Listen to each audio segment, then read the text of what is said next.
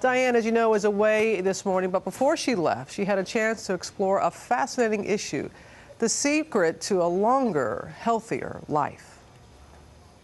So this week we decided to take a look at health secrets from around the world, health and longevity, and the diets and lifestyles that make for longer lives. Dan Buettner wrote a best-selling book about it. It's called The Blue Zones. We love it when he comes by to tell us the secrets of the longest-lived communities in the world. And today, it's Sardinia. That's right, which is in the middle of the Mediterranean. And we know that people who eat the Mediterranean diet live about 6 years longer than people who don't. The Sardinians have two types of bread. A flat bread they call carta de musica, made of durum wheat, which is the wheat we make our pasta on. The point is it's a whole grain bread.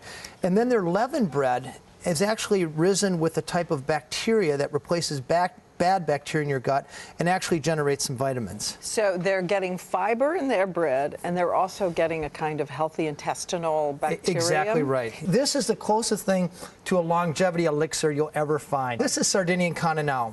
And this has the highest levels of antioxidants of any wine in the world, any known wine. This isn't just red wine. This is the darkest red wine you can get, which is the most hit you can get of healthy heart chemicals. We know all those healthy chemicals actually exist in the pigment. This is so dark that the Italians call it vino nero, which means black wine. And another thing we've just learned, and this is a secret you haven't heard before, it's so important to drink your wine with the meal.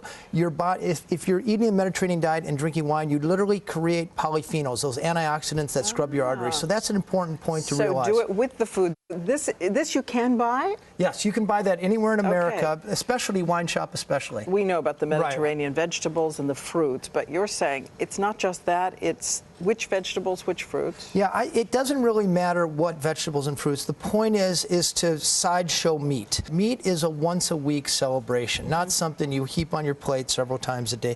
The other thing we found in blue zones around the world, they didn't eat a lot of fish.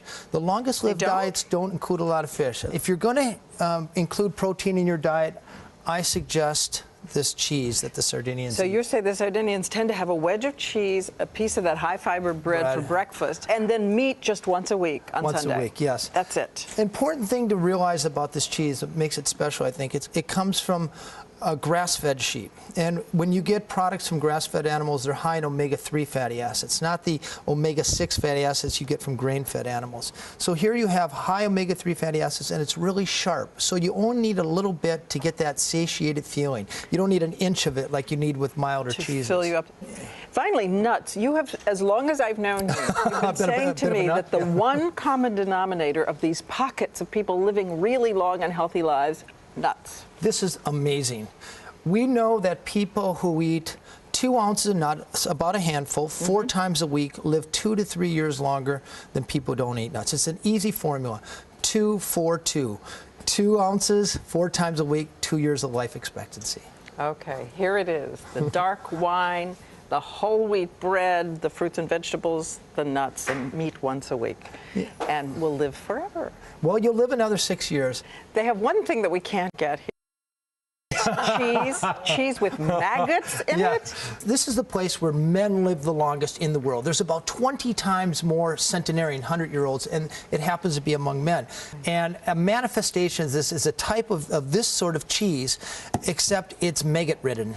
And these maggots are alive, and they may contain bacteria that are good for our gut. We don't know. We just know the longest-lived men in the world eat this, and they eat it as a manifestation of toughness. Right. But thank you. We're not going to make you eat it. Okay.